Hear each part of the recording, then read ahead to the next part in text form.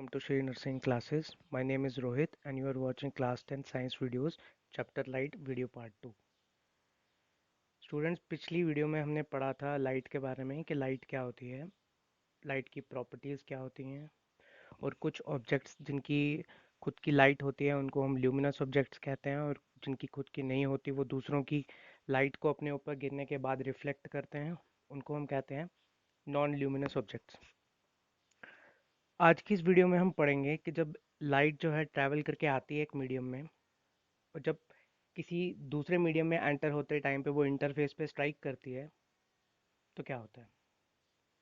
देखो, लाइट जब ट्रैवल करती है किसी एक पर्टिकुलर टाइप के मीडियम से जो चेंज नहीं होता, उसे हम होमोजेनियस मीडियम कहते हैं, जिसकी प्रॉपर्टी सेम रहती हैं।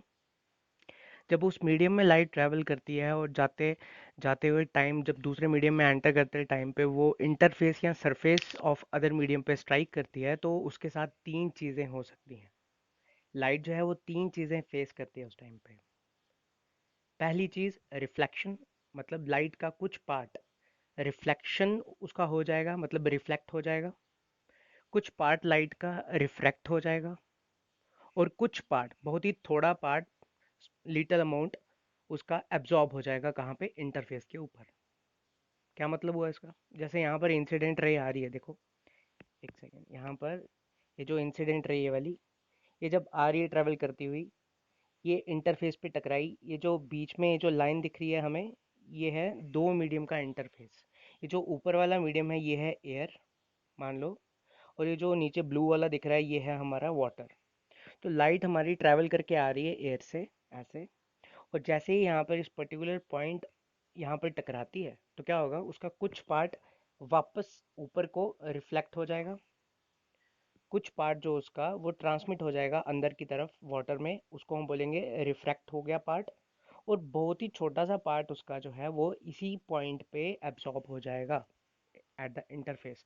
तो लाइट जो है जब वो ट्रैवल करके एक मीडियम से दूसरे मीडियम पे जाती है तो इंटरफेस पे क्या होता है, इंटरफेस पे उसके साथ ये तीन चीज़ें होती हैं, जिसमें रिफ्लेक्शन और रिफ्रैक्शन ये बहुत ज़्यादा परसेंट तक होती हैं। मान लो 95% ये दो ही होती हैं और 5% के करीब एब्जॉर्प्शन होती है। मतलब बहुत ही कम जो है लाइट एब्जॉर्ब होती है किसी सरफेस पे। ठीक है, अब ये रिफ्लेक्शन और रिफ्रैक्शन जो है ये कब कब कैसे कैसे होती है ये हम आगे इस चैप्टर में पढ़ देंगे। ठीक, अब इसके बाद रिफ्लेक्शन को बारी बारी समझते हैं। पहले रिफ्लेक्शन समझते हैं, रिफ्लेक्शन क्या होता है। देखिए, रिफ्लेक्शन जो है the process of bouncing back या bouncing off light back into the medium from where it was coming. मतलब लाइट जो है अगर एयर से आ रही है, जैसे यहाँ पर एयर से आ रही थी लाइट, वाटर में एंटर होने जा रही थी, बट वाटर में एंटर होते टाइम पे जब वो यहाँ पर स्ट्राइक करती है, कहाँ पर? बिल्कुल यहाँ पे सरफेस के ऊपर, तो वो वापस चली जाती है अपने वापस जिस मीडियम से आ रही थी ऊपर को। ठीक है, तो इस बाउंसिंग बैक ऑफ लाइट को, जैसे जब हम बॉल थ्रो करते हैं वॉल पे या ग्राउंड पे, तो बॉल नीचे जाने के बाद या वॉल पे आने के बाद स्ट्राइक करने के बाद वापस आता है पीछे, तो उसको कहते हैं बाउंस बैक करना। तो लाइट का भी यहाँ पर जो ये टकराने के बाद वापस उसी मीडियम में चले जाना जिस मीडियम से वो आ रहा था, वो जो बाउंस बैक होता है, इस प्रोसेस को हम लोग कहते हैं रिफ्लेक्शन। ठीक है, छोटी सी इसकी डेफिनेशन है ना। रिफ्लेक्शन कितने टाइप की होती है? देखिए, रिफ्लेक्शन हमारे सामने हमारे सिलेबस में क्या, मतलब हम दो टाइप की रिफ्लेक्शन जो है वो देखते हैं। एक टाइप की रिफ्लेक्शन होती है रेगुलर रिफ्लेक्शन, और एक टाइप की रिफ्लेक्शन होती है इरेगुलर या फिर डिफ्यूज्ड रिफ्लेक्शन। रेगुलर रिफ्लेक्शन क्या होती है? देखो, इंसिडेंट रेडिएशन या इंसिडेंट रेज आपको दिख रही हैं यहाँ पे, ये आपका मिरर है, ये जो ये लाइन है आपकी, ये मिरर है। ठीक है, इस मिरर के ऊपर ये वाली रेडिएशंस नीचे आ रही हैं, ये वाली एक, दो, तीन, ये तीन जो रेडिएशंस हैं, ये जो तीन रेडिएशंस हैं, मान लो इसको मैं बोलता हूँ फर्स्ट रेडिएशन, इसको मैं बोलता हूँ सेकंड, और इसको मैं बोलता हूँ थर्ड रेडिएशन। तो ज़रा इन तीन रेडिएशंस या इन तीन रेज को आप ध्यान से देखना, ये तीनों आपस में पैरेलल हैं, दिख रही हैं? ठीक है, जब स्ट्राइक कर रही हैं वो मिरर से, उसके बाद जो फर्स्ट वाली है वो कहाँ है? फर्स्ट वाली यहाँ है। सेकंड वाली कहाँ है? सेकंड वाली यहाँ है। थर्ड वाली कहाँ है? थर्ड वाली यहाँ है। तो ज़रा वापस इन तीनों को देखो, जब ये आ रही थी मिरर की तरफ तो ये आपस में पैरेलल थी, बिल्कुल पैरेलल थी, और जब ये रिफ्लेक्ट होके वापस जा रही हैं अभी भी ये एक दूसरे के पैरेलल हैं। तो इसका मतलब क्या हुआ, जो इंसिडेंट रेज का पैटर्न है रिफ्लेक्शन के बाद रिफ्लेक्टेड रेज का भी अगर वही पैटर्न हो तो ऐसी रिफ्लेक्शन को हम बोलते हैं रेगुलर रिफ्लेक्शन। एक बार पढ़ लेते हैं। When pattern followed by incident and reflected raise is same, तब उस रिफ्लेक्शन को हम लोग बोलते हैं रेगुलर रिफ्लेक्शन। अच्छा, ये कौन करता है? बिल्कुल जो हमारे अल्ट्रा स्मूथ सरफेसेस होती हैं जैसे हमारे मिरर्स हो गए, इनसे जो रिफ्लेक्शन होती है ये रेगुलर रिफ्लेक्शन ही होती है। और इस रिफ्लेक्शन से जो इमेज बनती है वो बिल्कुल ऑब्जेक्ट के तरह होती है, 100%, ऑलमोस्ट 100% सेम। ठीक है, आगे देखेंगे इमेज के बारे में।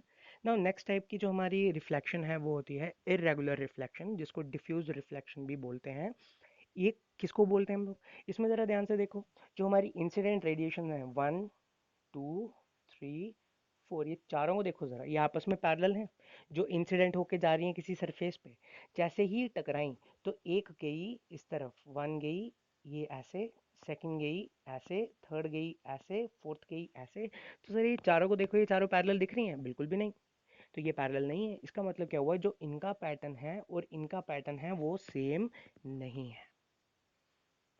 When pattern followed by incident and reflected rays is different, it is caused by rough surfaces। और ये जो रिफ्लेक्शन होती है इसको हम लोग बोलते हैं इरेगुलर या फिर डिफ्यूज्ड रिफ्लेक्शन। देखिए आपके वॉल से लाइट टकरा के वापस आती है,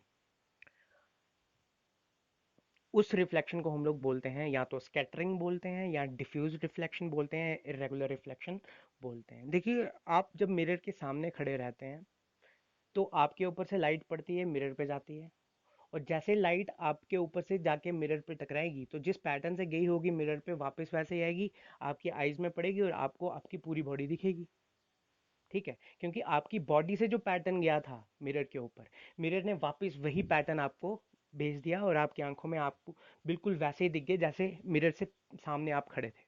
बट वहीं आप अगर वॉल के सामने खड़े रहें तो आपके ऊपर पड़ने वाली लाइट जब वॉल के ऊपर गिरेगी, जिस पैटर्न से जाएगी वॉल पे स्ट्राइक करने के बाद वो बिल्कुल वैसे ही वापस नहीं आ सकती, क्योंकि वॉल जो है वो रफ सरफेस है, वो बिल्कुल स्मूथ सरफेस नहीं है। तो जब वो वॉल से टकराएगी और वापस आएगी तो वो उसी पैटर्न में नहीं आएगी जिस पैटर्न में वो आपकी बॉडी से गई थी वॉल की तरफ। तो वॉल से आते टाइम पे उसका पैटर्न चेंज हो गया होगा, इसलिए जब आपकी आंखों में पड़ेगी तो आपको अपनी इमेज वहां पे दिखेगी नहीं। ठीक है, समझ में आया आपको इरेगुलर और रेगुलर का? ठीक है, नेक्स्ट वीडियो में हम पढ़ेंगे इसके आगे लॉज ऑफ रिफ्लेक्शन के बारे में। ठीक है, कि लॉज ऑफ रिफ्लेक्शन क्या होते हैं। कोई डाउट होगा आपको तो कमेंट डाउन करके ज़रूर पूछ लीजिएगा।